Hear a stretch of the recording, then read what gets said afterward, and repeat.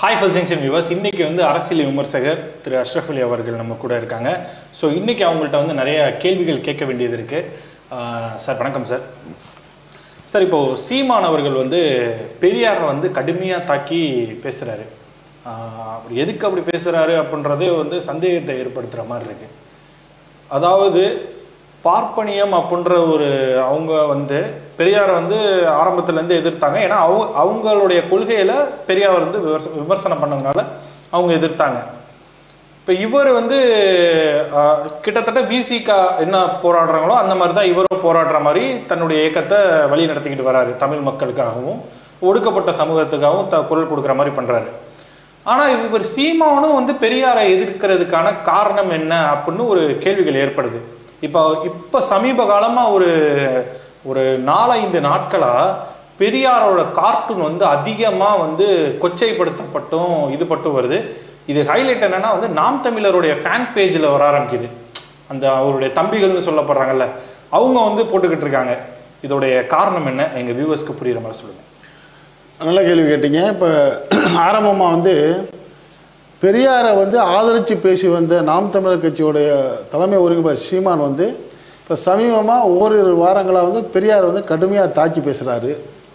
அப்போ ஏன் தாக்கி பேசுகிறாரு, அதுக்கு என்ன காரணம்னு கேட்குறீங்க. அந்த கேட்குற காரணத்துக்கு பெரியாருடைய மூலத்தை நீங்கள் தெரிஞ்சுக்கிட்டு போனால் நல்லாயிருக்கும். ஒரு சின்ன ஒரு நிகழ்ச்சியை சொல்கிறேன். ஒரு பெரியவர், வணிகர், மிக வசதி படைத்தவர், ஒரு செல்வ சீமான் கடைவீதியில் போயிட்டுருக்காரு. போயிட்டுருக்கிறப்ப அவருடைய பையனை, ஒரு சின்ன சிறுவனை கையில் பிடிச்சி கூட்டிகிட்டு போயிட்டுருக்காரு.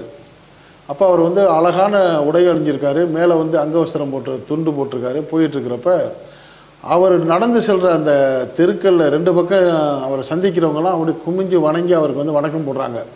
இவரும் பதிலுக்கு வணக்கம் போட்டு போயிட்டே இருக்கிறாரு.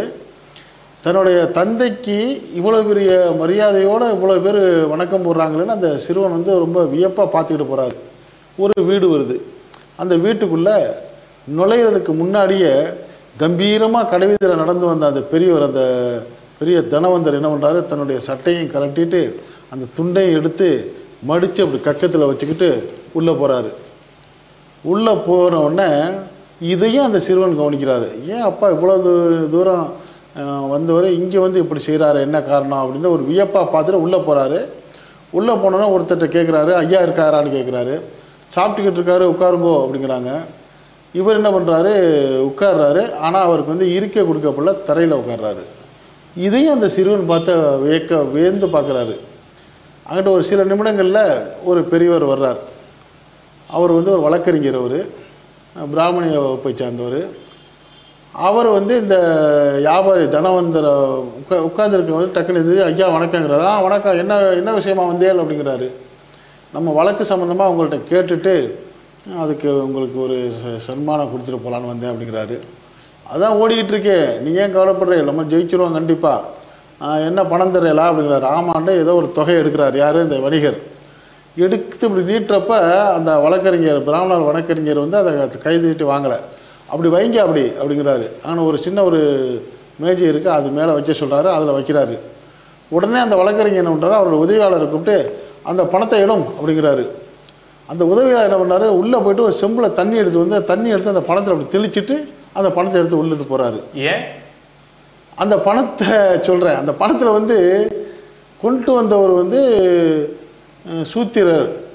அவர் கைப்பட்டதுனால அந்த பணம் தீட்டு இருக்கும் அப்படிங்கிறது பார்ப்பனியத்துடைய நம்பிக்கை. அந்த தீட்டை கழிக்கிறதுக்கு அந்த தண்ணியை தெளிக்கிறாங்களாம். தெளித்து அந்த பணத்தை எடுத்துகிட்டு போகிறாரு. இதையும் அந்த சிறுவன் கவனிக்கிறாங்க. வாங்கும்போது எப்படி தெளிச்சு தான் அதுதான் அப்போ நடந்த ஒரு சம்பவத்தை சொல்கிறேன். அந்த பணத்தை எடுத்து உதவியாளர் உள்ளே கொண்டு போயிடுறாரு.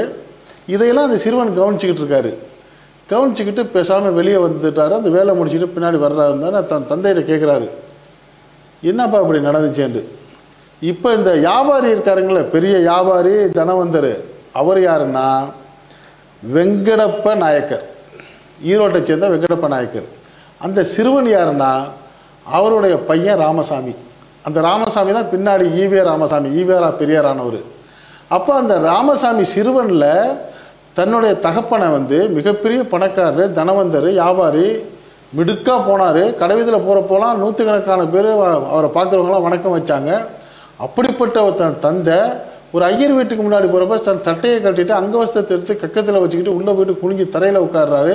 அவர் கொடுக்குற பணத்தை கூட தொட மாட்டாங்கிறப்ப எந்த அளவுக்கு ஒரு தீண்டாமை இருக்குங்கிற அந்த பார்ப்பனியத்து மேலே வெறுப்பு அந்த சிறு வயதிலேயே அந்த ராமசாமிங்கிற அந்த சிறுவனுக்கு ஏற்பட்டுச்சு. இதோடைய பரிணாமம் தான் நிறையா சிந்திக்க ஆரம்பிக்கிறாரு. மக்கள் அப்படி ஏற்றத்தாழ்வு பண்ணுறாங்களே, இது ஏன் அப்படிங்கிற ஆராய்ச்சி பண்ண இவருக்கு வந்து மனித ஏற்றத்தாழ்வு மேலே ஒரு பெரிய வெறுப்பு வருது. இதில் ஒரு பெரிய விசேஷம் என்னென்னா,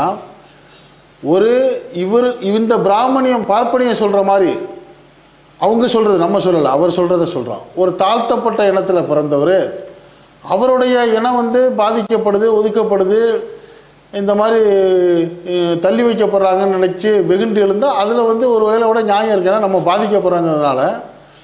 ஏன்னா இவர் எப்படின்னா ஒரு பெரிய பணக்காரர், தனவந்தர், உயர் ஜாதி. அவர் கணக்குப்படியே நாயக்கர் வந்து உயர் ஜாதி. அந்த உயர் ஜாதியே பார்ப்பனியத்துக்கு முன்னாடி மட்டும்னு அவங்க நினைக்கிறாங்க.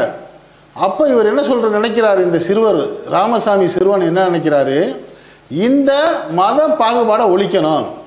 நம்ம அப்பாவுக்கே இந்த நிலைமைங்கிறப்ப இன்னும் மற்ற மக்களுக்கு, தாழ்த்தப்பட்ட பிற்படுத்தப்பட்ட மலைஜாதி மக்களுக்கெல்லாம் எவ்வளோ கொடுமை நடக்குது, இதை ஒழிக்கணும்னு தான் என்ன பண்ணுறாரு, பார்ப்பனிய எதிர்ப்பு கொள்கையை அவர் எடுக்கிறாரு. இது ஃபஸ்ட்டு விஷயம். அடுத்து நீங்கள் வந்து இப்போ இந்த சீமான் வந்து இவ்வளோ நாள் பெரியாரை பேசிக்கிட்டு வந்தவர் இப்போ திடீர்னு ஏன் எதிர்க்கிறாருன்னு கேட்டிங்கல்ல, அதுக்கு ஒரு காரணம் இருக்குது. அதை இப்போ வந்து நம்ம விடுதலை சிறுத்தைகள் கட்சியுடைய மாநில பொதுச்செயலாளர் வன்னி அரசுங்கிற தோழர் வந்து அழகாக பேசியிருப்பார்.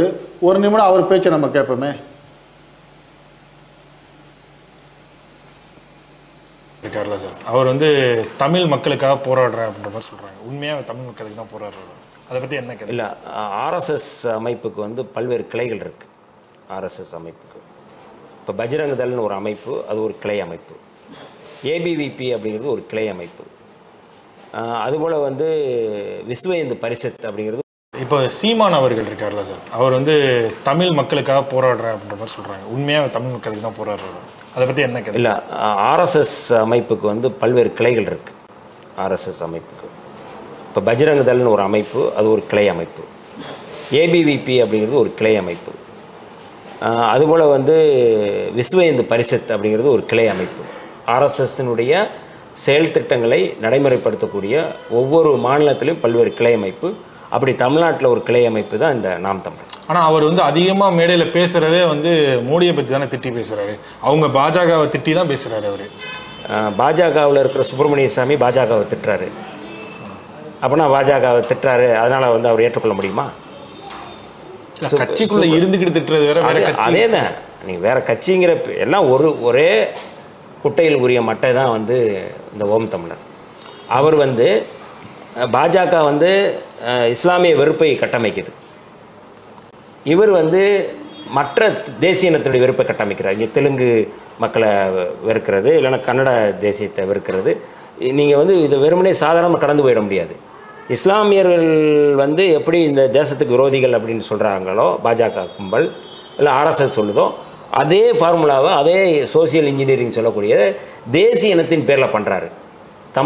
தமிழர்களுக்கு எதிரி தெலுங்கர், தமிழர்களுக்கு எதிரி கன்னடர், தமிழர்களுக்கு எதிரி வந்து மலையாளி. சமீப காலமாக கூட நாங்கள் தமிழர்னு சொல்லக்கூடிய அதுக்கு என்ன ரீசன்? யாரும் இப்போ அடிச்சுக்கிட்டா இருக்கோம். நம்ம இப்போ இங்கே சென்னையில் வந்து நிறைய ஹிந்திக்காரங்க வேலை பார்க்குறாங்க. அவங்க பாட்டுக்கு அவங்க வேலை பார்க்குறாங்க, நம்ம பாட்டுக்கு வேலை பார்க்குறோம். ஆனால் இவங்களாம் வந்து நீ தமிழ் பேசுகிற, தமிழர் தான் ஆளணும் அப்படின்னு சொல்லக்கூடிய வந்து ஒரு மொழி வன்முறையை தூண்டுற மாதிரி. அதுதான் நீங்கள் பாரதிய ஜனதா கட்சி நான் இந்தியர்னு சொல்லுவாங்கல்ல, இந்தியர் அப்படிங்கிற போலி தேசபக்தியை கட்டமைச்சு அதன் மூலமாக வந்து வாக்கு வங்கியை கட்டமைக்கிறது போல தான் இவங்க வந்து நான் தமிழர் அப்படிங்கிறத கட்டமைக்கிறாங்க. ஆனால் அதற்கான உத்தியை வந்து அவங்கக்கிட்ட எதுவுமே இல்லை. என்னுடைய கேள்வி என்னென்னா, தமிழ் மொழிக்கு ஒதுக்கப்படுகிற நிதியும் சமஸ்கிருதத்துக்கு ஒதுக்கப்படுகிற நிதியும் வேறையாக இருக்குது. அதுக்கு நீ போராட்டம் நடத்தணும். அது நீ வந்து போராட்டம் நடத்த மாட்டேற. நீங்கள் வந்து தமிழ்நாட்டை வந்து வஞ்சிக்கிறாங்க, நீங்கள் இந்தியை தான் வந்து நீங்கள் திணிக்கிறீங்க அப்படின்னா அதுக்கு எதிராக போராட்டம் நடத்துறதில்லை. இப்போ இது எல்லாமே வந்து பாஜகவுடைய செயல் திட்டத்தை வந்து நடைமுறைப்படுத்தக்கூடிய ஒரு நபர் தான் வந்து சீமான். இப்போ சீமான் அவர்கள் இருக்கார்ல சார், அவர் வந்து தமிழ் மக்களுக்காக போராடுறேன் அப்படின்ற மாதிரி சொல்கிறாங்க. உண்மையாக தமிழ் மக்களுக்கு தான் போராடுறாரு.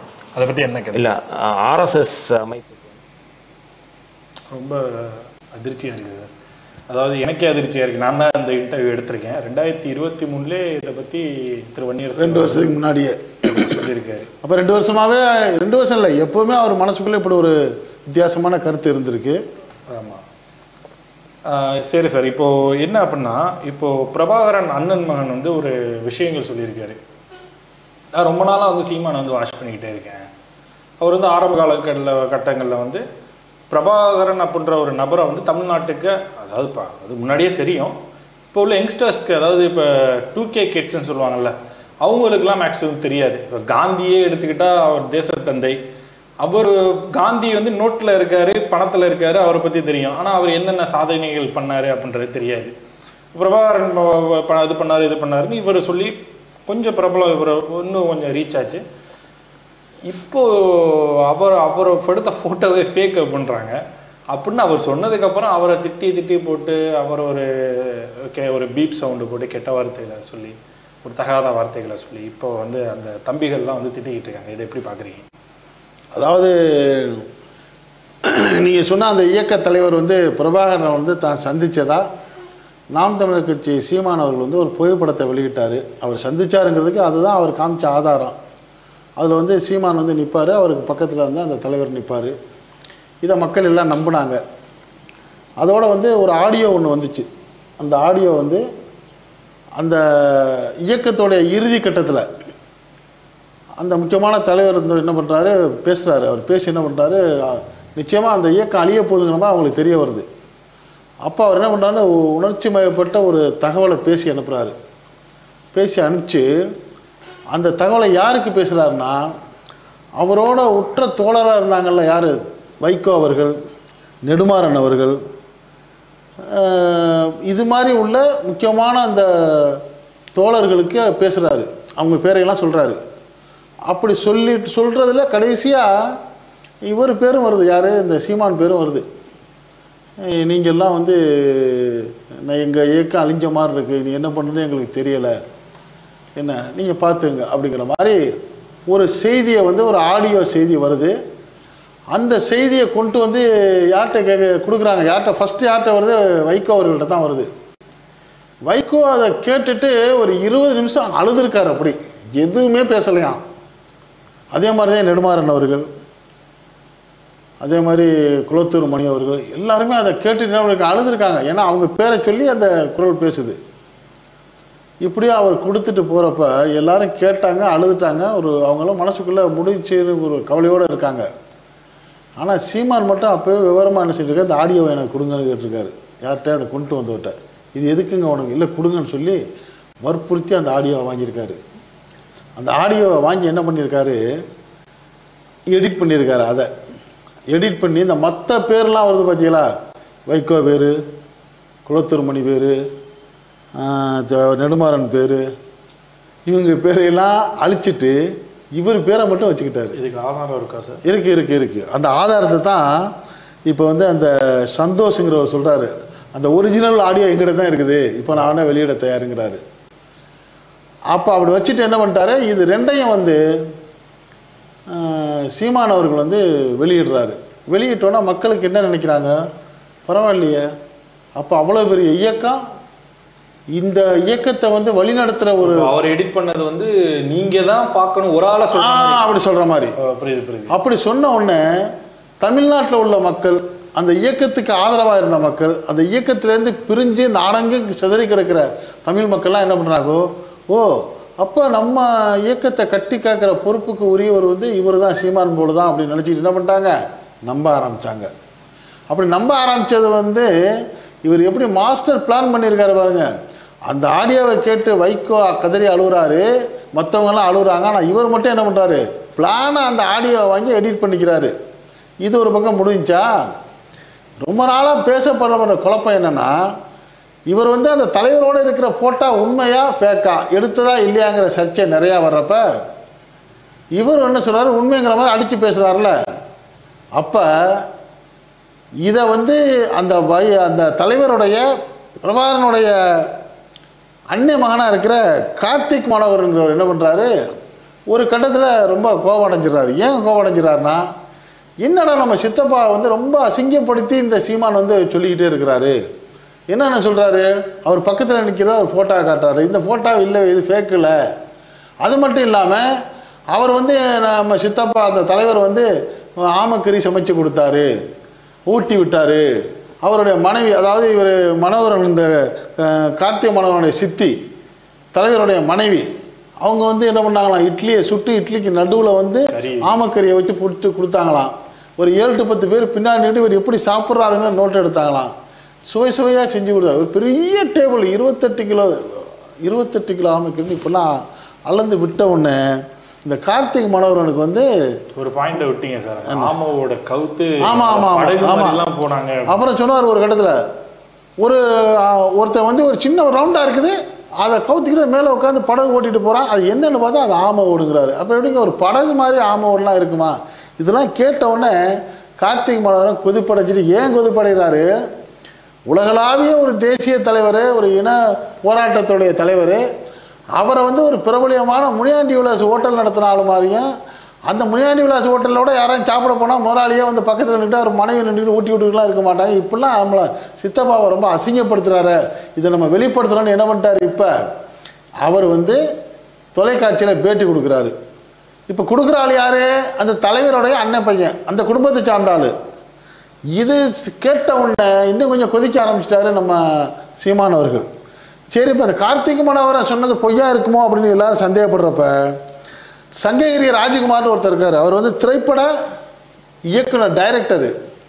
அவர் என்ன சொல்கிறாரு, கார்த்திக் மனோகரன் சொல்கிறதுக்கு முன்னாடியே இவர் சொல்லிட்டாரு, இந்த ஃபோட்டோவை நான் தாங்க எடிட் பண்ணி கொடுத்தேன்.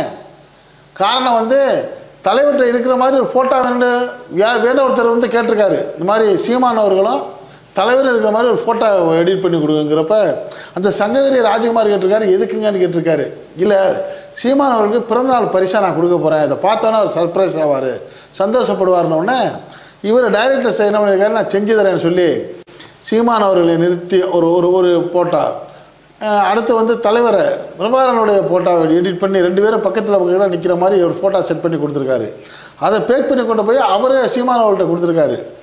அதை வாங்கி பார்த்துட்டு சீமான் இருக்காரு, சூப்பராக இருக்குன்னு சொல்லி அந்த ஃபோட்டோவை தான் இவரே எடுத்த மாதிரி எல்லாத்தையும் சொல்ல ஆரம்பிச்சிட்டாரு. ஆனால் வந்து அண்ணன் மகன் வந்து சொல்கிறாங்க ஃபோட்டோ எடுத்தது உண்மை தான், இந்த ஃபோட்டோ எடுத்தது உண்மை கிடையாது. அதாவது சீமான் அவர்கள் வந்து தலைவரை சந்தித்தது உண்மை, அதில் வந்து பொய் இல்லை, எல்லாருமே ஒத்துக்கிறாங்க.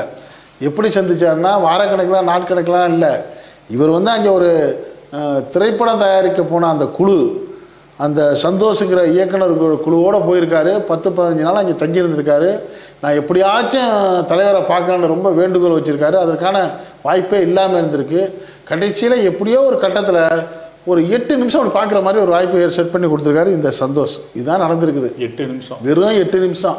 சிலர் 10 நிமிஷங்கிறாங்க, சிலர் 6 நிமிஷம் 23 செகண்டுங்கிறாங்க. எப்படியோ 6 to 10 நிமிஷம் தான் இவருடைய சந்திப்பு. அப்படி சந்திக்கிறப்ப இதில் வந்து 2 வருஷமா இவரை நோட்டை போட்டு ஒரு ஆளை வந்து சீமான் வீட்டிலே தங்க வச்சதா அது புரிஞ்சு அதை சந்தோஷம் சொல்கிறாங்க. இப்போ இந்த இதோடைய நிலைமை என்னென்னா, அப்படி அந்த 6-8 நிமிஷம் சந்தித்தவர் அவர் எதுவும் பெரிய பேசியிருக்க வாய்ப்பு இல்லை. சந்தித்தவர் சீமான் தான். ஒரு பெரிய எதிர்பார்ப்பில் வந்து தலைவர் வந்து இவரை வரவேற்கலாம் இல்லை, பயிற்சி கொடுத்ததெல்லாம் அதெல்லாம் இல்லை. அதெல்லாம் என்னென்னா, இந்த ஒளிப்பதிவாளர் சந்தோஷ் வந்து ஒரு டாக்குமெண்ட்ரி சினிமா தயாரிக்கிறார்ல, அந்த இயக்கத்தை பற்றிய சினிமா. அப்படி தயாரிக்கிறப்ப அவங்க என்னென்னலாம் போர் நடத்துகிறாங்க, எப்படி துப்பாக்கியை பயன்படுத்துறாங்கன்னு அந்த காட்சியெல்லாம் பண்ணுவாங்கல்ல. அப்போ அந்த காட்சியெல்லாம் பண்ணுற அந்த ஷூட்டிங் ஸ்பாட்டில் இவர் நின்றுக்கிட்டு அதில் எடுத்துகிட்டு இவரும் எடுத்திருக்காரு ஃபோட்டோ. இப்போ நம்மலாம் டூர் போகிறோம்னா என்ன பண்ணுவோம், ஒரு கோபுரத்துக்கு ஒரு ஃபோட்டோ, பக்கத்தில் 2 ஒரு ஃபோட்டோ, அங்கே உள்ள ஒரு பொருளை எடுத்துகிட்டு ஃபோட்டோ, இப்படி எடுக்கிற மாதிரி ஒரு 4-5 ஃபோட்டோ டைரக்டரை வச்சு எடுத்திருக்காரு. இதுக்கும் இயக்கத்துக்கும் தலைவருக்கும் சம்மந்தமே இல்லை. அப்படி எடுத்த ஃபோட்டோவில் ஒரு ஃபோட்டோ தலைவருக்கு பக்கத்தில் நின்று எடுத்திருக்கிறாரு. ஆனால் அந்த காலகட்டத்தில் பெருசாக இவர் எதுவும் பேச கிடையாது. இவர் வந்து அவருக்கு விருந்து வச்ச கிடையாது, ஆமக்கரியா வச்சு சாப்பாடு போட்டதெல்லாம் கிடையாது. அதெல்லாம் எல்லாமே பொய்யே அவர் சொன்னது. ஃபோட்டோ எடுத்தது உண்மை, ஆனால் இவர் காட்டுற ஃபோட்டோ அந்த ஃபோட்டோ இல்லை. காரணம் வந்து எடுத்த ஃபோட்டோகளெல்லாம் அந்த இயக்கத்தில் வந்து அவங்க கொடுக்கல, அவங்க வச்சுக்கிட்டாங்களாம். ஏன் வச்சுக்கிட்டாங்கன்னா, அப்போ வந்து உக்கிரமமான போர் நடந்துக்கிட்டு இருக்க நேரம். அப்போ நீங்கள் கொடுக்காதீங்க, அப்புறம் கொடுக்கலான்னு இருக்காங்க. இவர்கிட்ட இந்த சந்தோஷ் இருக்கார் பாருங்க, அவர்கிட்ட தான் அந்த ஃபோட்டோ இப்போ கூட என்கிட்ட இருக்குங்கிறாரு. உண்மையாக எடுத்த ஃபோட்டோலாம் என்கிட்ட இருக்குது. ஒரு நண்பர் வந்து இவருக்கு எடிட் பண்ணி கொண்டு போய் கொடுத்தாருல, அந்த எடிட்டர் சங்ககிரி ராஜகுமார் எடிட் பண்ண போட்டோ வச்சுக்கிட்டு தான் இவர் வந்து பீலா விட்டுக்கிட்டு இருக்காரு. இவர் சந்திச்சது 6 to 10 நிமிஷம் தான். இது மாதிரி ஆமைக்கறியை வச்சது அண்ணி இட்லிக்குள்ளே ஆமைக்கறி வச்சு அதெல்லாம் எல்லாம் டூப்புங்கன்னு சொல்லி தொடர்ந்து இப்போ எல்லாரும் பேச ஆரம்பிச்சிட்டாங்க. அப்போ கார்த்திக் சங்ககிரி ராஜகுமார் நான் தான் எடிட் பண்ணி கொடுத்தேங்கிறாரு. கார்த்திக் மனோகரன் சொல்கிறாரு, எங்கள் சித்தப்பா கூட இவர் சந்தித்தது 6 நிமிஷமோ 7 நிமிஷமோ, அவரை வந்து ஒரு ஹோட்டல் செப்பு முனியாண்டி விலாஸ் முதலாளி மாதிரி இவர் பேசிக்கிட்டு இருக்காரு, அதான் எனக்கு கோவம் வருது, அவரும் பேசிட்டாரு. அதே மாதிரி எங்கள் சித்தியை, அதாவது தலைவருடைய மனைவி வந்து அவ்வளோ தூரம் சாமானியமாக யாரும் பார்க்க முடியாது, இவர் வந்து இட்லி வச்சாங்க பரிமாறினாங்கன்னா இப்படிலாம் அசிங்கமாக பேசுறது எங்களுக்கு சுத்தமாக ரொம்ப மனவேதனையாக இருக்கு அவர் சொல்லிட்டாரு. இதுக்கு மேலே அந்த சந்தோஷம் இருக்காருங்கல்ல, சந்தோஷம் தெளிவாக சொல்லிட்டாரு. கிட்டத்தட்ட அவர் தனியாக பேட்டி கொடுத்துட்டாரு. நெடுமாறன் அவர்களும் பேட்டி கொடுத்துட்டாரு, இந்த மாதிரி பேசுகிறத விட்டுருங்க அப்படின்னு சொல்லி. இப்போ வன்னியரசு அவர்கள் பேசுனதே நீங்கள் கேட்டீங்க. இதுக்கெல்லாம் மேலே விஜயலட்சுமி இருக்காங்கல்ல, சீமானுடைய முதல் மனைவி, அந்த விஜயலட்சுமி இப்போ கூட என்ன பண்ணாங்க, அடிக்கடி ஃபோன் ஏய் சீமான் அப்படின்னு நிறையா பேசிக்கிட்டு வர்றாங்கல்ல, அந்த விஜயலட்சுமி என்ன பண்ணுறாங்க, தலைவருடைய இறுதி கட்டத்தில் கிட்டத்தட்ட முடிவான நேரத்தில், அந்த நேரத்தில் என்ன பண்ணியிருக்காரு இவர் போயிட்டு, யார் சீமான் போயிட்டு, இந்த மாதிரி தலைவர் வந்து ரொம்ப ஆபத்தான கட்டத்தில் வந்து பாதிக்கப்பட்டிருக்காரு, அவரை காப்பாற்றணும், ஏதாச்சும் நீங்கள் பெருசாக உதவி செய்யுன்னு சொல்லி குளத்தூர் மணிகிட்ட கேட்டாராம். குளத்தூர் மணி வந்து 10 லட்ச ரூபா பணம் கொடுத்தாராம், எப்படியோ நம்ம வந்து அவரை காப்பாற்றினா போதுன்னு கொடுத்துருக்காரு. குளத்தூர் மணி அவர்களுக்கு வந்து எப்படியாச்சும் அவர் மேலே உள்ள தலைவர் மேலே உள்ள பிரியத்தில் பாசத்தில் செஞ்சுருக்காரு. ஆனால் நிச்சயமாக அந்த கட்டத்தில் வந்து அந்த தலைவர் வந்து இல்லை, அந்த கட்டத்தில் கூட அந்த பணத்தை ஆட்டையை போட்டாருங்கிற குற்றச்சாட்டை வந்து இந்த சந்தோஷ் அவர்களும் சொல்கிறாரு. அந்த நிகழ்ச்சி நடந்ததுக்கு சாட்சியாக விஜயலட்சுமி இப்போ அதை சொல்கிறாங்க. ஆக இப்போ இந்த சீமான் அவர்களுக்கு எதிராக அவர் சொல்கிறது எல்லாம் புழுகு, அவர் கற்பனையாக கதையாக, வேறு யாரோ ஒருத்தர் வந்து அங்கே வந்து இலங்கையில் வந்து ஆமைக்கறி சாப்பிட்றது வழக்கம், யாரோ ஒருத்தர் சொல்லியிருப்பார் நான் ஆமைக்கறி சாப்பிட்டேன்னு சொல்லியிருப்பார். ஆமைக்கறிலாம் அவருக்கு பிடிக்காதுன்ற மாதிரி ஒரு அண்ணன். ஆமாம், தலைவருக்கு பிடிக்காதான். இவர் என்ன பண்ணிட்டாரு, யார் இப்போ சந்தோஷம் கூட சொன்னார், நான் கூட ஒரு 2-3 தினம் சாப்பிட்ருக்கேன் ஆமைக்கறி, எல்லா நாளும் கிடைக்காது. அவர் 5-6 மாதம் இருந்திருக்காரு அந்த ஒளிப்பதிவாளர் சந்தோஷ், அவர் 2-3 கட்டம் சாப்பிட்டாராம். இப்படி அவர் சாப்பிட்டோன்னு சொன்னதான் இவர் உள்வாங்கிட்டு இவர் சாப்பிட்ட மாதிரி அடிச்சு விடுறது.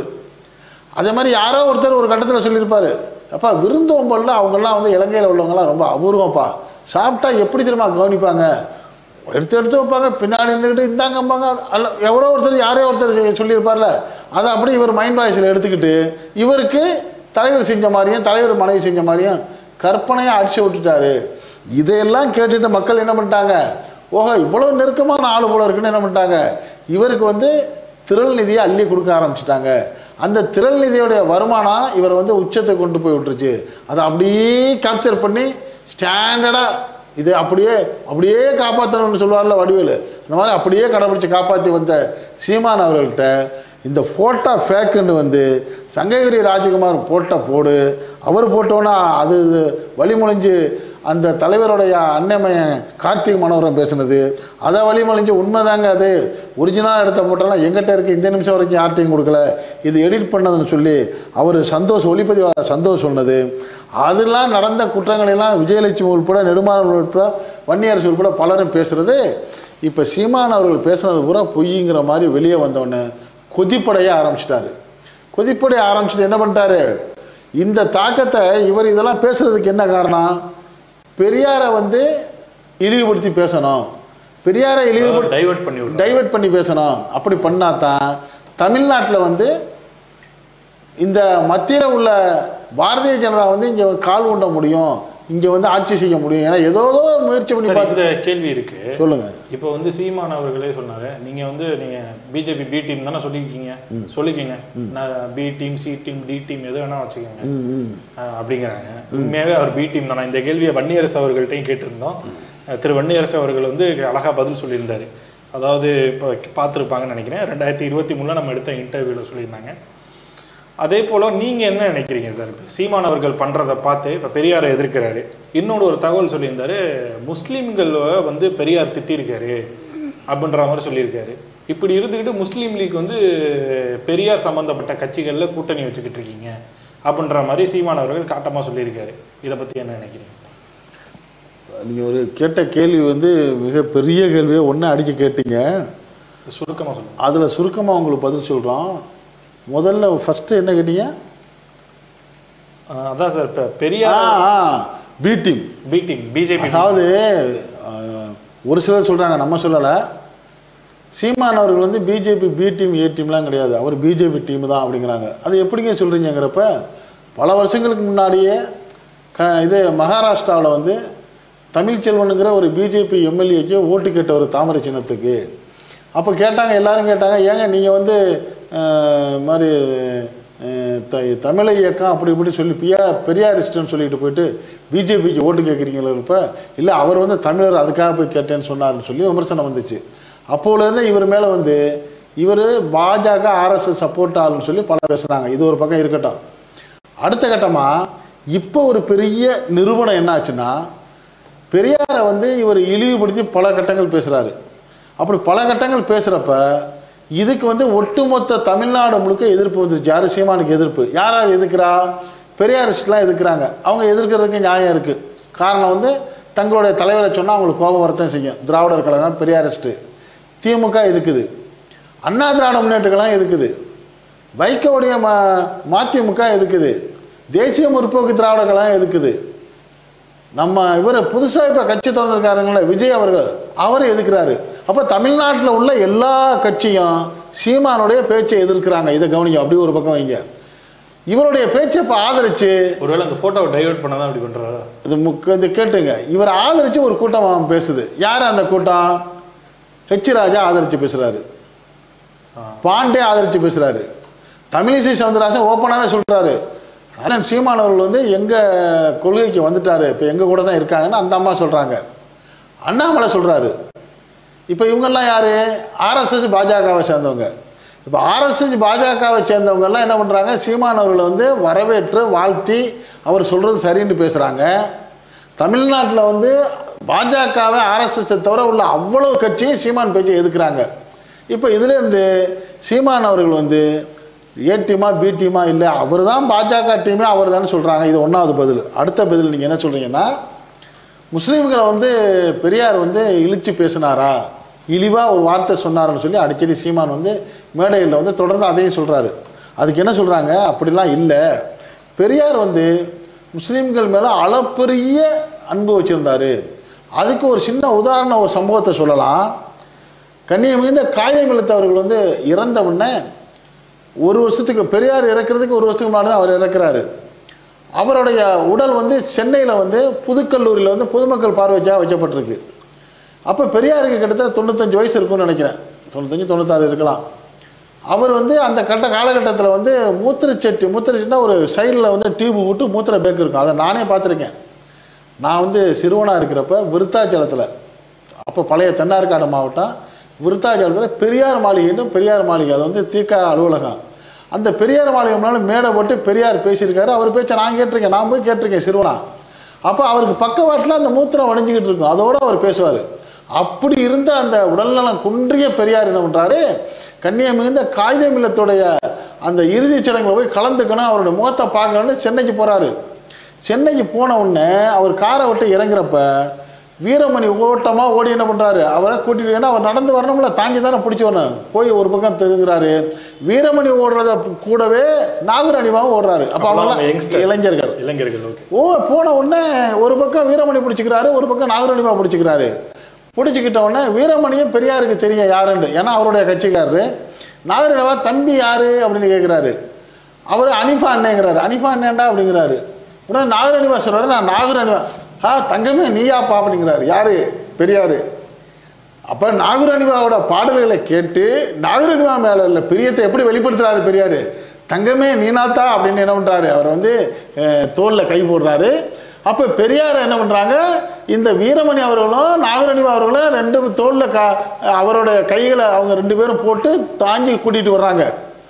கூட்டிகிட்டு வர்றப்ப பெரியார் சொன்ன வார்த்தை தான் இதில் முக்கியம். என்ன சொல்கிறாரு, நான் செத்து போயிட்டு அவர் காகிதம் இல்லத்தை உயிரோடு இருந்திருக்க வேணாமா, இந்த முஸ்லீம் சமுதாயத்தை போராடி காப்பாற்றிட்டு வந்த ஒரு தலைவர்னு சொல்கிறாரு. அப்போ எந்த அளவுக்கு இந்த சமுதாயத்து மேலே பிரியம் வச்சுருந்துருக்காரு, அந்த முஸ்லீம் லீக்குடைய தலைவர் காகிதம் இல்லத்து மேலே பிரியம் வச்சுருந்துருக்காருங்கிறதுக்கு இது ஒரு உதாரணம். சரி, அப்புறம் எப்போ நீங்கள் பெரியார் ஏதோ ஒரு கட்டின திட்டினது அவர் வந்து வச்சு சொன்னாரா? அப்போ எப்போ திட்டினதுங்கிற கேள்வி உங்களுக்கு வருதுல்ல? அதுக்கு விட என்னன்னா, இந்த பெரியார் என்ன பண்ணுவார்னா, அவருக்குன்னு ஒரு தனிப்பட்ட விருப்பம்லாம் கிடையாது. ஒரு சிலர் என்ன பண்ணுவாங்க, தனக்கு என்ன வேணுமோ அதுக்கு தகுந்த மாதிரி அரசியல் பண்ணுவாங்க, அரசியல் பேசுவாங்க. அதெல்லாம் ஓட்டு அரசியல். இப்போ உதாரணமாக வந்து ஒரு மீட்டிங் நடந்துக்கிட்டு இருக்கு. அந்த மீட்டிங்கில் வந்து ஒரு கட்சிக்காரர் பேசுகிறாருன்னா, அவர் கட்சிக்கு ஓட்டு ஒருக்கு பாதிக்கிற மாதிரி ஒரு சூழ்நிலை அந்த சப்ஜெக்ட் பக்கமே போயிட மாட்டார். ஆனால் பெரியார் வந்து ஓட்டுக்காக அரசியல் பண்ணலை. அவர் வந்து எலெக்ஷன் மோடே கிடையாது. நாங்கள் வந்து எலெக்ஷனில் நிற்க மாட்டோம், எங்களுக்கு கொள்கை தான் முக்கியம், சமூக நீதி முக்கியம், சமத்துவம் முக்கியம், பெண்கள் உரிமை முக்கியம், இந்த மக்களில் பாகுபாடு பார்க்குறது ஒழிக்கப்படணும், எல்லாருக்கும் வந்து சம உரிமையாக இருக்கணும், இந்த பார்ப்பனியை வந்து அடிமைப்படுத்துறத நான் வந்து கண்டிப்பாக எதிர்ப்பேன். இப்படி போராடிக்கிட்டு வர்ற இந்த பெரியார் என்ன பண்ணுறாரு, கொள்கையில் எந்த இடத்துலையும் அவர் விட்டு கொடுத்ததில்லை. அப்போ தான் என்ன பண்ணுறாரு, அவர் காங்கிரஸில் இருந்துக்கிட்டு ராஜாஜியை ஆதரித்து ராஜாஜி முதலமைச்சராக இருக்கிறப்ப ராஜாஜி கூட பயணிக்கிறாரு. அப்படி ராஜாஜி கூட பயணிக்கிற ராஜாஜி என்ன பண்ணுறாரு, முதலமைச்சர் இருக்கிற சில சட்டத்திட்டங்களை கொண்டு வர்றாரு. உங்களுக்குலாம் தெரியும், இந்த பல இதில் முக்கியமானது குலக்கல்வி திட்டம்னு ஒன்று. ராஜாஜி அவர்களும் பல நூற்றுக்கணக்கான பள்ளிக்கூடங்களை மூடி இருக்கிறாரு. மூடிட்டு அவர் என்ன சொல்லியிருக்காரு, அப்போ என்ன தகப்பன் என்ன தொழில் பார்த்தாரோ அதை பிள்ளைங்க பண்ணட்டுமே. தகப்பன் வந்து செருப்பு தைச்சா பிள்ளை செருப்பு தைக்கட்டும். அவர் வந்து பானிபுரி மோச்சவரம் பண்ணுற கடை வச்சு அதை செய்யட்டும், விவசாயம் இருக்கட்டும் அப்படிங்கிற மாதிரி இது மாதிரி திட்டம்லாம் கொண்டு வந்தோடனே இப்போ ராஜாஜியோட நண்பராக இருந்த பெரியார் வந்து முரண்பட்டு வெளியே வர்றாரு. பாருங்க, ஏற்கனவே உள்ளதை அப்படியே கொண்டு வரீங்க, அப்படியே கொண்டு வர்றாரு, வெளியே வர்றாரு. வெளியே வந்தப்ப என்ன பண்றாரு, இப்போ ராஜாஜிக்கு எதிராகிறாரு. எதிராகிட்டு என்ன பண்றாரு, காமராஜரை ஆதரிக்கிறாரு. காமராஜரை ஆதரிச்சு காமராஜரை வந்து எப்படியும் வந்து காங்கிரஸில் நிற்க வச்சு முதலமைச்சர் ஆக்கணும்னு பாடுபடுறாரு. அப்போ பாடுபடுறப்ப காமராஜர் என்ன பண்ணுறாரு, பெரியார் எதையெல்லாம் நினைச்சாரோ அதெல்லாம் அவர் செய்கிறாரு. பள்ளிக்கூடங்களை திறக்கிறாரு, ஏழை எளிய மக்களுக்கு உதவி செய்கிறாரு, இந்த தீண்டாமை ஒழிப்புக்கு பாடுபடுறாரு. இதெல்லாம் காமராஜர் செய்கிறதுனால பெரியார் வந்து காமராஜரை ஆதரிக்கிறாரு. இந்த கட்டத்தில் வரக்கூடிய தேர்தலில் ராஜாஜி ரொம்ப ட்ரிக்காக என்ன பண்ணுறாரு, காமராஜரை வீழ்த்தணுங்கிறப்ப நம்ம வந்து திமுகவோட போய் கூட்டணி போடணும்னு சொல்லி திமுகட்ட போயிட்டு ராஜாஜி கூட்டணி போடுறாரு. அப்போ திமுகவோட கூட்டணியில் இருக்கிற முஸ்லீம் லீக் என்ன பண்ணுது, திமுக முஸ்லீம் லீக் கூட்டணியில் ராஜாஜி போய் இணைஞ்ச உடனே இப்போ பெரியாருக்கு கடும் கோபம் வருது. திமுகவுக்கு மேலே அவர் என்ன நினைக்கிறாருன்னா, நம்ம வீட்டுக்குள்ள இவங்க போய் நான் ஒதுக்கி விட்ட ராஜாஜிக்கு இவங்க போய் ஆதரவு பண்ணுறாங்கன்னு கடுப்பு வரும்ல. பெரியார் வந்து வச்சுலாம் பேச மாட்டார், பிடிக்கலன்னா ஓப்பனாக அடித்து பேசுவார். அப்போ தான் சொல்கிறாரு, அவர் பேச்சை கேட்டிருக்கீங்களா? நான் கேட்டிருக்கேன். அந்த பேச்சோடைய ஆடியோலாம் இருக்குது, இப்போ எடுத்து போடுறதுக்கு நேரம்ல. பெரும்பாலும் எல்லாமே இருக்குது, யாரும் என்ன சாட்சின்னு எடுத்தால் எடுத்து சொல்ல நம்ம தயார். சமீபத்தில் வந்து ஒரு யூடியூப் சேனலுக்கு பேட்டி கொடுத்த விடுதலை சிறுத்தை கட்சியோடைய மாநில பொதுச் செயலாளர் அவர் ஆளூர் ஷானவாஸோட இந்த கருத்தை பேசியிருக்காரு.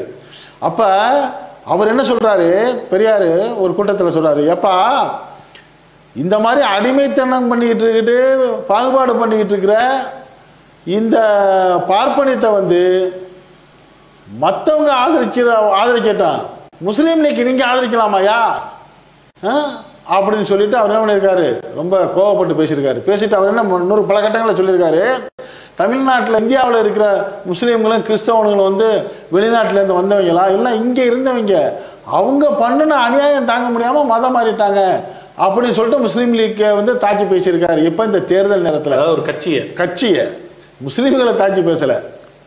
ஆனால் பெரும்பாலும் வந்து முஸ்லீம் லீக்கை பேசினாலும் முஸ்லீம்களை தான் எடுத்துக்குவாங்க, அப்படி உள்ள கட்டம். அதை இப்போ திருச்சிவர் என்ன பண்ணுறாரு, முஸ்லீம்களை வந்து ஒரு தாக்கி பேசினார் பெரியார் அப்படின்னு பேசுகிறாரு. அப்போ அவருடைய விருப்பம் எப்படி இருந்திருக்கு, அப்போ முஸ்லீம்கள் நீ நம்ம ஆளுகடா முஸ்லீம் லீக்கு, நீ போய் அவனுக்கு ஆதரவு கொடுக்கலாமா, இந்த கோபத்தில் பேசியிருக்காரு. உங்கள் கொள்கையில் அந்த கொள்கைக்கு இல்லை, அதான் வேற ஒன்றும் இல்லை. பெரியாரை பொறுத்த ஜாதி மதமே கிடையாது. அவர் என்ன நினைக்கிறாரு, சமத்துவம், எல்லாரும் அசமமாக இருக்கணும், உரிமையாக இருக்கணும், அதுக்கு ஆதரவு கொடுக்குற ஆளுகளை பூரா அவர் வரவேற்கிறாரு. அதுக்கு எதிராக எது நிற்கிதோ அதையெல்லாம் எதிர்த்து பேசுகிறாரு. ஒரு கட்டத்தில் இப்போ சீமான் அடிக்கடி பேசுவார், தமிழை காட்டுமிராண்டின்னு சொன்னார் அப்படின்ட்டு சொன்னார் பெரியார். எப்போ சொன்னாருங்கிறது தான் கவனிக்கணும். எப்போ சொன்னார், தமிழுடைய பழைய எழுத்துக்களை நீங்கள் பாருங்கள். இப்போ நம்மளே இப்போ படிக்க முடியாது, பழைய கல்வெட்டுகளை போய் பாருங்க, படிக்க முடியாது. தஞ்சாவூர் பெரிய கோயில் அதை வந்து புரிஞ்ச அறிஞர்கள் தான் படிக்க. மலையாளம் மாதிரி. அப்போ என்ன பண்ணாரு பெரியார், இது காட்டு மிராண்டி காலத்து மொழிடாது, இப்போ எல்லாரும் படிக்கிற மாதிரி சீர்திருத்தம் பண்ணோம்னா சொல்லி தமிழில் சீர்திருத்தம் பண்ணவர் பெரியார் தான். இப்போ லைனா அப்படி குண்டு போட்டு மேலே சொல்லிப்போம் பழைய. இப்போ சொன்ன ஸ்லாங் வந்து கேஷுவலாக சீர்திருத்தம். அது காட்டு மிராண்டி தமிழ்ரா, இப்போ நீ நல்ல தமிழுக்கு வாங்கடா, இதை நீங்க படிங்க.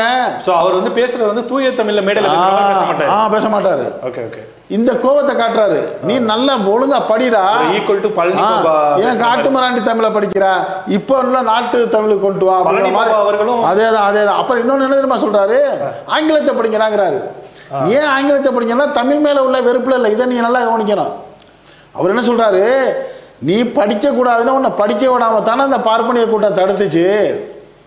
அப்போ அவன் என்ன பண்ணுறான், ஆங்கிலத்தை படிச்சுட்டு அதிகாரத்தில் போய் உட்காந்துக்கிட்டு உன்னை அடிமைப்படுத்துறான்ல, நீ நல்லா படியா, நீ ஆங்கிலத்தை படி, வேலைக்காட்டோட நீ ஆங்கிலத்தை பேசு, அப்போதான் உனக்கு அறிவு வளரும் அப்படிங்கிறாரு. குறிப்பிட்ட மொழியை சொல்லல.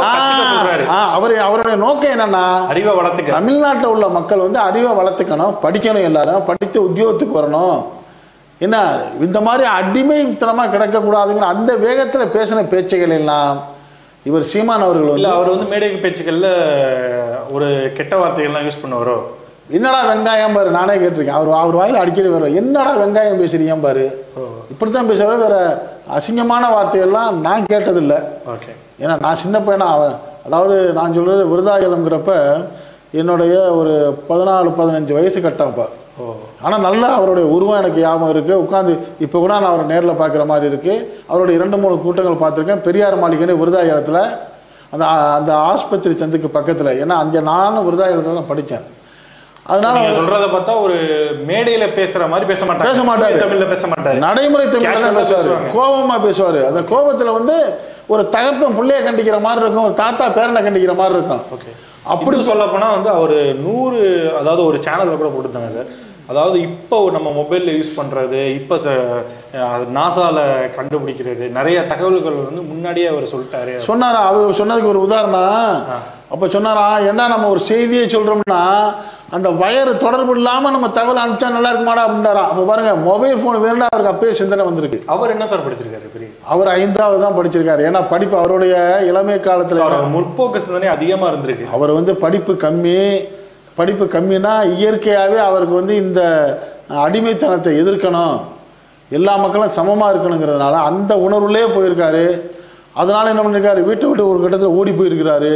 அவங்க அப்பா திருப்பி கூட்டிகிட்டு வந்து என்ன பண்ணியிருக்காரு, அவருடைய அந்த மில்லில் வேலை பார்க்க வச்சுருக்காரு, தொழில் பண்ணியிருக்காரு. தொழில் பண்ணவர் அதோடு மட்டும் இல்லாமல் இவர் வர்ற ஆள்கிட்டலாம் இந்த இது பேசுகிறது தான், இது இந்த எதிர்ப்பு, கடவுள் மறுப்பு பேசுகிறாங்கன்னா அதையும் நம்ம இந்த இடத்துல பேசி ஆகணும். அவர் வந்து கடவுள் இல்லை, கடவுளை நம்புகிறோம், காட்டு மிராண்டெலாம் பேசுகிறது கடவுள் மேலே இருக்கிற வெறுப்பில் அவர் பேசலை. அவர் என்ன சொல்கிறாரு, உங்களுடைய அந்த வர்ணாசிரத்தில் வந்து 4 விதமாக மனிதனை படைச்சிருக்கான்னு சொல்ல, தலையில் ஒருத்தர், தோளில் ஒருத்தர், வயிற்றில் ஒருத்தர், காலில் ஒருத்தர் சொல்லி இழிவுபடுத்தி பேசக்கூடிய அந்த வேதம் எனக்கு தேவையில்லை, அந்த கடவுள் எனக்கு தேவையில்லை அப்படின்ட்டு இதை அடிக்கணும்னா கடவுள் இல்லைன்னா தான் உனக்கு கோபம் வருங்கிற மாதிரி பேசினார் ஒழிய, அவர் வந்து அவர் மனசுக்குள்ளே வந்து கடவுள் இல்லைங்கிறத அவர் வந்து உறுதியாக பேசினார். அவருடைய நோக்கம் என்னென்னா, இந்த கடவுளை வச்சுக்கிட்டு மூட நம்பிக்கையில் கொண்டு வந்து மக்களை அடிமைப்படுத்துகிறாங்கல்ல, அதுலேருந்து விடுதலை கொடுக்கணுங்கிற கோபத்தில் தான் பேசினார். ஆக பெரியாருடைய நோக்கம் ஒரே நோக்கம் மட்டும்தாங்க இருந்துச்சு. என்ன நோக்கமாக இருந்துச்சு, பெரியார் பணக்காரரு, பெரியார் பெரிய தனவந்தருடைய மகன், பெரியார் அவங்க கணக்குப்படி உயர்ந்த ஜாதியில் உள்ள பிறந்தவர். அப்படியெல்லாம் இருந்தாலும் இன்னும் சொல்ல போனால் இப்போ ஒரு சில அவர் வந்து நாய்க்கர், தெலுங்கரு தான் அவருடைய தாய்மொழி, பூர்வீக மொழி தெலுங்கரு. ஆனால் அவர் பாடுபடுறது கூட தமிழ் வளர்ச்சிக்கு, தமிழக மக்களுக்கு, ஏழை எளிய மக்களுக்கு, பெண்களுக்கு விதவை திருமணம் வரணும்னு கொண்டு வந்தது அவர் தாங்க. அதே மாதிரி பெண்களுக்கு வந்து தகப்பட்ட சொத்துரிமை வேணும்னு போராடினது பெண்கள் அவர் தான். இப்படி உள்ளவர் ஆதரிச்சவர் தான் சீமான், ஆதரிச்சார் தான். இப்போ எதுக்கு மாற்றி பேசுறாரு? இப்போ தான் நீங்கள் சப்ஜெக்ட் வந்துட்டீங்க. இப்போ அவர் மாற்றி பேசுறதுக்கு முக்கியமான காரணம் உண்டுங்க. என்ன காரணம்னா, உத்தரப்பிரதேசத்தையும் எடுத்துங்க, தமிழ்நாட்டையும் எடுத்துங்க. உத்தரப்பிரதேசத்தில் வாழக்கூடிய முஸ்லீம்களும், அதாவது தலித் மக்களும் எண்ணிக்கையில் அதிகம், தமிழ்நாட்டோட அதிகம் இங்கே இருக்காங்க. தமிழ்நாட்டோட அதிகமாக இருக்காங்க. உத்தரப்பிரதேசத்தில் முஸ்லீம் அதிகம். ஆமாம். ஆனால் அங்கே வந்து முஸ்லீம்களால் ஆட்சி அதிகாரத்துக்கு வர முடியாததுக்கு காரணம் என்னென்னா, அங்கே உள்ள மக்கள்கிட்ட அந்த உத்தரப்பிரதேசம், பீகார், ராஜஸ்தான் போன்ற மத்திய பிரதேசம் போன்ற மாநிலங்களில் இந்த ஆர்எஸ்எஸ் கூட்டம் எப்படி அவங்க வந்து அந்த மக்கள்கிட்ட சொல்லி வச்சுருக்காங்கன்னா, முஸ்லீம்கள்னால் மோசமானவங்க, நாட்டை பிடிக்க வந்தவங்க, வேட்டையாட வந்தவங்க, இந்த இந்த நாட்டுக்கு சொந்தக்காரங்க இல்லை அப்படிங்கிற மாதிரி இல்லாதும் பொல்லாதும் சொல்லி முஸ்லீம்கள் மேலே ஒரு வெறுப்புணர்வை நல்லா பதிய வச்சுட்டாங்க. பதிய வச்சுட்டு புராண கதைகளை சொல்லி அதில் மூட நம்பிக்கைகளை வளர்த்து நீங்கள்லாம் அப்படி நல்லா இருக்கணும்னா என்ன பண்ணணும், இவங்களை வெறுக்கணுங்கிற மாதிரி வெறுப்பை ஊண்டி விட்டதுனால அங்கே வந்து இந்த முஸ்லீம்களும் இந்த தலித் மக்களும் வந்து முன்னேற முடியாமல் போச்சு. அவங்கள்ட்ட அதிகாரம் சொல்கிறதுல வந்து நான் புரிஞ்சுக்கிட்டேன். ஒரு நிமிஷம் நான் பேசி முடிச்சிடுறேன். ஏன்னா நீ இடைமறிச்சிங்கன்னா நான் நினைக்க வந்த சொல்ல விட்டுருவேன். அப்படி அவங்க எடுத்ததோடைய முடிவு என்னாச்சு, எல்லா மக்களும் ஒட்டுமொத்தமாக இந்த பாஜக ஆர்எஸ்எஸ் கூட்டங்களை ஆதரிக்கிற சூழ்நிலை அங்கே வர்றதுனால தான் இந்த இப்போ கூட நீங்கள் 3வது முறையாக மோடி அவர்கள் ஆட்சி அமைச்சிருக்காரு. ஆனால் அந்த மோடி அவர்கள் வந்து தமிழ்நாட்டில் மட்டும் ஏன் ஒரு இடம் கூட வர முடியலை? எல்லாம் படிச்சுட்டோம். படித்தது மட்டும் இல்லை, பெரியார் விதைச்சிட்டு போயிட்டாரு. அதான் படிக்க சொல்லிட்டு பெரியார் என்ன விதைச்சிட்டு போயிட்டாரு, முஸ்லீம் உனக்கு எதிரி இல்லை, கிறிஸ்தவன் உனக்கு எதிரி இல்லை, தாழ்த்தப்பட்ட மக்கள் உனக்கு எதிரி இல்லை, இவங்கெல்லாம் இந்த மண்ணோட மக்கள், இவங்கெல்லாம் பூர்வக்குடி, நீ செஞ்ச அந்த கொடுமையினால அவங்க மதம் மாறி போயிட்டாங்க அப்படிங்கிறத விளக்கி பேசி அதை மக்கள் மனசில் பதிய வச்சுட்டார்ல பெரியார். பதிய வச்சுட்ட பிறகு இங்கே என்னதான் திட்டினாலும் என்னதான் பேசினாலும் இந்து முஸ்லீம் கிறிஸ்தவன் அண்ணன் தம்பியாக ஒன்றா இன்றைக்கி வரைக்கும் பழகிட்டு இருப்பாங்க. இப்போ நீங்கள் கவனிங்க, ஒரு தர்கா இருந்தால் தர்காவுக்கு இந்தும் போவாங்க, முஸ்லீம் போவாங்க, கிறிஸ்தவனும் போவாங்க. வேளாங்கண்ணி மாதா கோயிலுக்கு முஸ்லீம் ஆளுகளும் போகிறாங்க, இந்துக்களும் போகிறாங்க, கிறிஸ்டினும் போகிறாங்க. அதே மாதிரி இந்து கோயில்களுக்கு இஸ்லாமிய மன்னர்கள் ஏகப்பட்ட இடங்களை தானம் கொடுத்துருக்காங்க, கோயில்களை கட்டி கொடுத்துருக்காங்க. இப்படி நிறையா நம்ம சரித்திரங்களை சொல்ல முடியும். இப்படி பண்பட்ட மண்ணாக தமிழ்நாடு இருக்கிறதுனால இங்கே வந்து ஆர்எஸ்எஸ்ஸால் கால் ஊண்ட முடியலை. கால் ஊண்ட முடியலைன்னா இதுக்கு என்ன காரணம், யார் மூல காரணம்? பெரியார். இந்த பெரியாருங்கிற கைத்தடி. இந்த கைத்தடியை நம்ம உடைக்கணும்னா யாராச்சும் ஒரு ஆளை கிளப்பி விடணும். அதுக்கு ஏற்கனவே முயற்சிலாம் பண்ணோம். எச்ராஜா விட்டு பேசி பார்த்தோம், நடக்கலை. யாரோ பாண்டே கிட்ட மாதிரி ஆள்லாம் பேசுனாங்க, ஒன்றும் நடக்கலை. இந்த மாதிரி பார்ப்பனியம் இல்லாத ஒரு ஆளை விட்டு பேசணும், நல்லா அழகாக கற்பனையாக கதை கட்டி பேசுகிற ஆள்கிட்ட பேச விட்டு பெரியாருடைய அந்த மாசை உடைச்சிட்டோம்னா நம்ம திருப்பி வந்து அந்த உத்தரப்பிரதேசம் மாதிரி அந்த வட மாநிலங்கள் மாதிரி இங்கே ஆட்சியை பிடிக்கலான்னு ஒரு திட்டம் போட்டு எல்லாரும் படிக்க ஆரம்பிச்சிட்டாங்க. இவரை கூப்பிட்டு பேச விட்டுருக்காங்க. அப்படி மற்றவங்க சொல்கிறத நான் சொல்கிறேன், நாம் இப்போ நேரில் இதை பார்க்கல, மற்ற டிவியில் வர்றது. அப்படி எல்லாரும் பேச விட்டு என்ன பண்ணிட்டாங்க, அதை பேசுகிறதுக்கு கூட்டிகிட்டு போனவர் தான் இந்த ஆர்எஸ்எஸ் புரோக்கர் ஒருத்தர் இருக்கார், ரவீந்திரன் துரைசாமின்னு. ஒரு அரசியல் விமர்சனம் சொல்லிக்க, அரசியல் விமர்சனம்லாம் கிடையாது, புரோக்கர் அவர். அவர் என்ன பண்ணுறாரு, இவரை சீமானை கூட்டிகிட்டு போய்ட்டு ரஜினிகாந்த் அவர்கிட்ட சொல்லி, ரஜினிகாந்த் மூலியமாக அந்த குருமூர்த்தி துக்ளக் குருமூர்த்திகிட்ட சொல்லி இப்படிலாம் ஒரு லிங்க் போட்டு ஒரு பெரிய கவனிச்சிருக்காங்க சீமான் அவர்களை. அந்த கவனிப்புக்கு வந்து உண்மையாக நடக்கிறாரு. இவர் நடக்க ஆரம்பித்தது பெரியாரை தாக்கினவுடனே தமிழ்நாட்டில் உள்ள பெரியார் பேரங்கெல்லாம் துடித்து எழுந்துட்டாங்க. இப்போ இருந்த 8% ஓட்டம் இவருக்கு வந்து நான் 2% ஆக போகுது அப்படிங்கிற மாதிரி பலரும் பேசுகிறாங்க. இதுதான் உண்மை நிலைமை. இந்த தமிழ்நாடு வந்து வித்தியாசமான மாநிலம். இன்னும் சொல்லப்போனால் இந்தியாவிலேயே சிறந்த மாநிலம் வந்து தமிழ்நாடு தான். இங்கே தான் எல்லாமே படித்த ஆளுகளோட எண்ணிக்கை அதிகம், பெண்கள் அதிகமாக வேலை பார்க்குற பெண்களோட எண்ணிக்கை அதிகம், சாலைகளாக இருக்கட்டும், கட்டமைப்புகளாக இருக்கட்டும், மருத்துவக் கல்லூரிகளாக இருக்கட்டும், டாக்டர்களாக இருக்கட்டும், இதுக்கு நிகரான மாநிலம் எங்கேயுமே இல்லை. இப்படிப்பட்ட ஒரு மாநிலத்தை உருவாக்குறத விட்டுட்டு அதை இந்த ஒரிசா மாதிரி பீகார் மாதிரி இப்படி நாடு கட்டிச்சோராக போனாலும் பரவாயில்ல, இங்கே மதம் முக்கியம்னு மதவெறி பண்ணக்கூடிய முயற்சிகளுக்கு சீமான் துணை போயிட்டாருங்கிறது தான் பலரும் பேசக்கூடிய செய்தியாக இருக்குது. உங்கள்கிட்ட ஒரு சார் சொல்லுங்கள் சார், இப்போ நீங்கள் வந்து இப்போ சீமானை வந்து நிறைய பேர் வந்து இப்போ விமர்சிக்கிறாங்க பெரியாரை தொட்டதுக்கப்புறம்.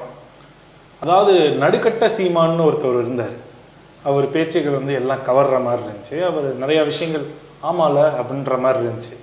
அந்த சீமான் எப்படி, அந்த சீமான உங்களுக்கு பிடிச்சிருந்ததா, இல்லை எப்படி இருக்கணும், சீமான் அவர்கள் எப்படி இருந்தால் ஒரு அரசியல் ஆரோக்கியமாக இருக்கும் அப்படின்றத உங்கள் கருத்தை சொல்லிட்டு. சீமானுடைய உள்நோக்கம் புரியாதவங்களுக்குலாம் நம்மளுக்கு ஆக நல்லா பேசுகிறாரு, அருமையாக தானே பேசுகிறாரு. மாதிரி அந்த இயக்க தலைவரை பாராட்டி பேசுகிறாரு, தமிழர்கள் உணர்வாக பேசுகிறாரு அப்படின்னா அவரை எல்லாருமே கொஞ்சம் விவசாயத்துக்கெல்லாம் நிறைய விஷயங்கள் அப்படியே லைக் பண்ணாங்க. அவருடைய பேச்சாற்றல் அப்படி இருக்கும், கேட்குறது அப்படி உணர்ச்சிமயமாக பேசுவார். அதை பார்த்து விரும்பினாங்க. ஆனால் அவர் பேசுகிறதெல்லாம் தப்புங்கிறது யாருக்கு தெரியுமா? தெரிஞ்சிருக்கு, இப்போ தான் வெளியே வர்றாங்க. யாருக்கு தெரிஞ்சிருக்கு? கார்த்திக் மனோகரன், சங்ககிரி ராஜ்குமார், சந்தோஷ், நெடுமாறன், வைகோ, வன்னியரசு, விஜயலட்சுமி, இந்த மாதிரி ஆளுகளுக்கெல்லாம் இவர் பேசுகிறது தப்பாக பேசுகிறாரு. தன்னை வளர்த்துக்கிறதுக்கும் தன்னுடைய பொருளாதாரத்தை மேம்படுத்துறதுக்கும் உலகம் முழுக்க இருக்கிற அந்த இலங்கை தமிழர்கள்ட்டேருந்து திருநிதி திரட்டுறதுக்கும் பேசுகிறாரு. இவர் பேச்சை கேட்டுட்டு இளைஞர்கள்லாம் உள்ளே போகிறாங்களே, இவங்களை தடுக்க முடியலன்னு நொந்து போயிருந்துருக்குறாங்க ரொம்ப பேர். சரி, நொம்பு இருந்தாங்க. அப்போயே அவங்க பேசுகிறாங்கன்னா ஏன் பேசாமல் இருந்தாங்க? சரி, எப்படியோ பாராட்டி தானே பேசுகிறாரு, பேசிட்டு போகட்டும், காசை வாங்கி சாப்பிட்டு போகட்டும், பொறுமையாக இருந்திருக்காங்க. இப்போ ஏன் எல்லாரும் வெகுண்டு இருந்துட்டாங்கன்னா, இப்படி போனால் போய்ட்டு நம்ம விட்டோம்னா கடைசியில் நம்ம பெரியார் தலையிலே கையை வச்சு வந்துட்டாரு, இனிமேல் நம்ம வந்து பொறுமையாக இருந்தால் சரி வராதுன்னு என்ன பண்ணிட்டாங்க, எல்லாரும் எதிர்ப்பை காமிக்க ஆரம்பித்த பிறகு தான் எல்லா மக்களுக்குமே நிலவரம் தெரிய வருது. சீமான் அவர்களுடைய பழைய நிகழ்வு, அவர் நடுவில் எப்படி இருந்தார், இப்போ எப்படி இருக்காருண்டு. ஆக நம்மளுக்கு பொதுவாக எல்லாருடைய கருத்து என்னென்னா, சீமான் எந்த காலத்துலேயும் சரியான ஆளாக இல்லை அப்படிங்கிறது தான் தெளிவாக தெரிய வருது. இனி போக போகத்தான் அவருடைய நடவடிக்கையை பொறுத்து நம்ம முடிவெடுக்க முடியும். சார், இப்போ ஒரு கடைசியாக வருது சார். இப்போ நீங்கள் நிறைய சொன்னீங்க, விஷயம் சொன்னீங்க. அதே போல் வந்து காங்கிரஸில் மூத்த தலைவராக இருக்கிற திருச்சி வேலுச்சாமி அவர்கள் வந்து நம்ம 2022 அவர்கிட்டையும் ஒரு இன்டர்வியூ எடுத்திருக்கோம். 3 வருஷத்துக்கு முன்னாடி. 3 வருஷத்துக்கு முன்னாடி. ஆமாம் ஆமாம். அவர் ஒரு சீமான் அவர்களை பற்றி கேட்டிருக்காரு. அதையும் கேட்டுட்டு இந்த வீடியோ முடிச்சிருவோம். போடட்டுங்களா?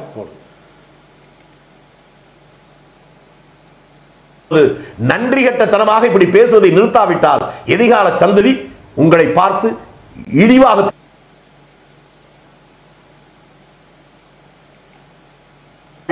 எதிர்கால சந்ததி உங்களை பார்த்து சீமானுக்கு நான் சொல்லிக் கொள்வது, நன்றி கட்டத்தனமாக இப்படி பேசுவதை நிறுத்தாவிட்டால் எதிர்கால சந்ததி உங்களை பார்த்து இழிவாக பேசும். பரமக்குடி பக்கத்தில் அரணையூர்னு ஒரு ஊர் இருக்கு. அந்த ஊர்ல பிறந்தவர், ஒரு 50 வீடு கூட இருக்காது. அமாவாசைக்கு தான் அரிசி சோறே சாப்பிட்டுருப்பாங்க. அந்த ஊர்ல பிறந்த நீ இன்னைக்கு பேண்ட் சட்டை போட்டு கித்தாப்பா அப்படி வந்து மேடையில் பேசுறதுக்கும், மெட்ராஸ்ல ஈசிஆர் ரோட்ல மாசம் 2 லட்சம் ரூபாய் வாடகை கொடுத்து வாழ்ற அளவுக்கு உயர்ந்ததுக்கும் ஒரு கார் கூட எடுத்திருக்காரு. எங்க எல்லாமே தெரிஞ்சு வச்சிருக்கீங்க, அப்புறம் திரும்பி கேட்கிறேன் சார். இப்ப நாங்க உங்களை பேட்டி எடுக்க வரும்போது அதைத்தாங்க நான் சொல்றேன். இல்லைன்னா நீங்க அரணையூர்ல வேற யாராவது 10 எருமை மாட்டு வாங்கி கொடுத்துருப்போம், அதை தான் மேய்ச்சிருக்கணும். நீங்க இன்னைக்கு இந்த அளவுக்கு சென்னைக்கு வர்றது, அமெரிக்கா போறேன், ஜெர்மன் போறேன், சேகுவாரா சொன்னார், மாசேதுன்னு சொன்னார் பேசலாம், இந்த வாய் கிளியே பேசவே முடியாது. இவர் சிஎம் வந்துருவாரா? சீமான் அவர் அமெரிக்க ஜனாதிபதியே வந்துருவாருங்க சார். கிண்டல் பண்ணாம சொல்லுங்க சார். ஏங்க, நான் அவர் சொல்றதே கிண்டல் தாரங்க, அப்புறம் நான் என்னங்க சொல்ல முடியும்? அவர் என்ன சொல்றாரு, நீங்க நடைமுறை சாத்தியம் பாருங்க. நான் என்னுடைய பார்வையில் ரொம்ப தெளிவானது. நான் முதல்ல சொன்னது மாதிரி அரணி விதையை குடிச்சாலும் சாவலாம், பாலிடால் குடிச்சாலும் சாவலாம், வேற விஷம் சாப்பிட்டாலும் சாவலாம், அல்ல கயிறு கட்டி தொங்கினாலும் சாகலாம், அருவாளில் ஒருத்தர் வெட்டினாலும் சாகலாம். சாவதற்கு காரணங்கள் வெவ்வேறா இருக்கலாம், ஆனா சாவு உறுதி. அது மாதிரி இவருடைய அணுகுமுறை என்பது பெரும்பான்மை தமிழர்களுடைய ஆதரவை பெறுவதற்காக எல்லாரையும் போடா வாடா நாய பேயன் பேசுவது என்கின்ற அணுகுமுறை இருக்கு. இதுவே கொஞ்ச நாளைக்கு பக்கத்தில் இருக்கவங்க கை தட்டுவாங்க, சிரிப்பாங்க. அதற்கப்புறம் அவர்களே கொஞ்சம் கொஞ்சமா குறைய ஆரம்பிச்சுடுவாங்க. 4 பேருக்கு பிரச்சனை வந்தோடனே இவர் தனிமைப்படுத்தப்படுவார். இவர் இன்னும் வயது ஆகல, 50 வயதுல தான் இருக்கிறார். இந்த கொஞ்ச நாள் வயதாகிற நேரத்தில் அவமானங்களை சந்திக்கிற நிலைமை வந்துடும். அவர் அணுகுமுறையை மாற்றிக்கணும். சக மனிதனை நேசிப்பது முதல்ல ரொம்ப முக்கியம். நாம் இந்திய நாட்டில் தான் இருக்கிறோம். நீங்க தமிழ்நாடு தனியா போனா அதுக்காக பிரபாகரன் இங்கே போராடியது போல வெளிப்படையா போராடுங்க. அதுல கொஞ்சம் ஒரு நியாயம் இருக்கு. அதையும் பண்ண மாட்டீங்க. நான் பாரிஸ் போறேன்பீங்க, அமெரிக்கா போவேன்பீங்க, சுவிட்சர்லாந்து போறேன்பீங்க, ஆனா அங்கெல்லாம் உலக தமிழர்கள் நான் பார்க்க போறேன்பீங்க. இந்த நாட்டில் பக்கத்தில் இருக்க கர்நாடகத்துக்காரன் வரக்கூடாது, மலையாளிக்கு வரக்கூடாதுன்னா தமிழர்கள் போய் பாரிஸ்ல ஆஸ்திரேலியாவில் எப்படி இருக்கலாம்? அவனை பார்க்கறது நீ எப்படி போகலாம்? இந்த கேள்வியை அவருக்கே கேட்டுக்கிட்டு அதற்கு விடையை தேடினால் உண்மை புரியும். அதுக்கப்புறமா அவர் திருந்திக்கிட்டா அதற்காக அவர் அணுகுமுறை மாத்திக்கணும், நல்லது. இதை கேட்கும்போது ஆச்சரியமா இருக்கு சார். 2022 செப்டம்பர்ல எடுத்திருக்கோம். கிட்டத்தட்ட 2.5-3 வருஷம் ஆக போகுது. அவர் சொல்ற கருத்தும் நியாயமாக தான் படுது. ஒரு சின்னது நான் சொல்ல மாட்டேன். நடுவில் அந்த பெரியார் வந்து அந்த கூட்டணியை முஸ்லீம் லீக்கை எதிர்த்தார்ல, அதில் வந்து திமுக வெற்றி பெற்றுச்சு. திமுக முஸ்லீம் லீக்கு வெற்றி பெற்றுச்சு. அதில் அவங்க என்ன பண்ணிட்டாங்க, தெளிவாக என்ன பண்ணிட்டாங்க, திமுக வெற்றி பெற்றவர் ராஜாஜியை நைஸாக கழட்டி விட்டாங்க. ஏன்னா கொள்கை முரண்பாடு, பெரியாருடைய கொள்கைக்கு அவர் முரண்பாடு கழட்டி விட்டுட்டு அண்ணா என்ன பண்ணுறாரு, அந்த ஆட்சியை கொண்டு போய் பெரியார்கிட்ட சமர்ப்பிக்கிறார் அவர் காலில், இது உங்களுடைய ஆட்சின்னு. அண்ணன் பெரியார் எதிர்த்தாரு, ஜெயிச்ச பிறகு தலைவராக யாரை ஏற்றுக்கிறாங்க, திமுக பெரியாரை ஏற்றுக்கிறாங்க. அப்போ முஸ்லீம் லீக்கும் அந்த திமுகவும் என்ன பண்ணுது, ரைட்டில் இண்டிகேட்டரை போட்டு லெஃப்டில் திரும்பிடுச்சு. ஆட்சியை பிடிக்கிறதுக்கு ராஜாஜி கூட சேர்ந்துக்கிட்டு கொள்கை வந்து தமிழ்நாடு மக்களுக்கு, ஏழை எளிய மக்களுக்கு, பிற்படுத்த மக்களுக்கு, இஸ்லாமிய மக்களுக்கு, கிறிஸ்தவ மக்களுக்கு, பொதுவான இந்து மக்களுக்கு பாதிப்பான கொள்கை ராஜாஜியோட கொள்கைங்கிறார். அவரை முள்ள கழட்டி விட்டு என்ன பண்ணிச்சு, பெரியாருடைய கொள்கைப்படி தான் ஆட்சி நடத்த ஆரம்பிச்சிச்சு திமுக. அந்த திமுக ஆட்சி தான் இன்னைக்கு பெரியாருடைய கொள்கைப்படி அண்ணா, அவரை தொட்டு கலைஞர், அதை தொட்டு முத்துவேல் கருணாநிதி ஸ்டாலின் அவர்களோட ஆட்சி தொடருது. இது நிச்சயமாக வந்து தமிழக மக்களுக்கு வந்து ஆதரவானதாக தான் இருக்குங்கிறது தான் நம்ம கருத்து. இது என்றும் தொடர வாழ்த்துக்கள். ரொம்ப நன்றி சார். இவ்வளோ நேரம் எங்களுக்காக நேரம் ஒதுக்கி கிட்டத்தட்ட இந்த வீடியோ வந்து ஒரு மணி நேரம் கிட்ட வந்துருச்சு. ரொம்ப தேங்க்ஸ். அதாவது சீமான் அவர்கள் வந்து திருச்சி வேலுச்சாமி அவர்கள் சொன்ன மாதிரி நல்ல துடிப்பான இளைய 50 வயதாக இருந்தாலும் துடிப்பாக பேசுகிறாரு. அவரை பொறுத்த வரைக்கும், வேலுச்சாமி பொறுத்த வரைக்கும் இளைஞர் இவர் பழைய நிலையில் அப்படியே ஆதரிச்சு பேசியிருந்தாருன்னா, பெரியாரை தாக்காம பேசியிருந்தா 8 அவர் 2022 சொல்றாரு, இப்படி இப்போ எல்லாரையும் போடா வாடான்னு பேசினா இவர் ஒரு நாளைக்கு தலைமைப்படுத்தப்படுவார் சொல்றாரு. கொஞ்சம் கொஞ்சமா போவாங்க, இதை மாத்திக்கணும் அப்படின்ற மாதிரி சொல்லியிருக்காரு. ஓகே, பொறுத்து இருந்து என்ன நடக்குது அப்படின்னு பார்ப்போம். வரப்போகிற சட்டமன்ற தேர்தலில் இவர் என்ன வாக்கு சதவீதம் வாங்குறாரு அப்படின்றத இப்போ நடந்த ரியாக்ஷன், அதாவது எப்போவுமே ஆக்ஷனுக்கு ரியாக்ஷன் கண்டிப்பாக இருக்கும், அது கண்டிப்பாக எலெக்ஷனில் தான் நம்ம தெரியும். ஓகே வியூவர்ஸ், இவ்வளோ நேரம் எங்களுக்காக இந்த வீடியோ பார்த்ததுக்கு நம்ம ரொம்ப நன்றி. தொடர்ந்து இந்த மாதிரி பாட்காஸ்ட் வீடியோ போடலான் இருக்கோம். ஸோ இந்த வீடியோவுக்கு லைக் பண்ணுங்கள், எவ்வளோ லைக்ஸ் வருது அப்படின்ற பார்ப்போம். உங்களுடைய கமெண்ட்டையும் கீழே உள்ள கமெண்ட் செக்ஷனில் போடுங்க. திரு சீமான் அவர்களை பர்சனலாக ஒரு ஆங்கர் அப்படின்றத தாண்டி எனக்கு பிடிக்கும், அவர் பேசுகிற கருத்துக்கள் பிடிக்கும். பட் ஆனால் சமீப காலமாக அவர் பேசுகிற கருத்துக்கள் யோசிக்க வைக்க வேண்டியதாக இருக்குது. அதாவது ஒருத்தவங்களை கவர்ந்துட்டு ஆசையை காமிச்சிட்டு வேறு மாதிரி ஏதாவது பேசுகிற மாதிரி தோணும்னா அந்த மாதிரி தோன்ற மாதிரி எனக்கு பர்சனலாக தோணுது. என்னுடைய தனிப்பட்ட கருத்து அது. உங்களுக்கு அப்படி தோணுச்சா அப்படின்றத உங்களுடைய கமெண்ட்ஸையும் கீழே உள்ள கமெண்ட் செக்ஷனில் போடுங்க. ஸோ இந்த வீடியோ பிடிச்சிருந்தால் லைக் பண்ணுங்கள், ஷேர் பண்ணுங்கள். நம்மளுடைய ஃபர்ஸ்ட் ஜங்ஷன் சேனலுக்கு சப்ஸ்கிரைப் பண்ண மறந்துடாதீங்க. உங்களிடமிருந்து விடைபெறுவது உங்கள் சாம் ஜவேர் மற்றும் அரசியல் விமர்சகரான முகமது அஷ்ரஃப் அலி. நன்றி, வாழ்த்துக்கள்.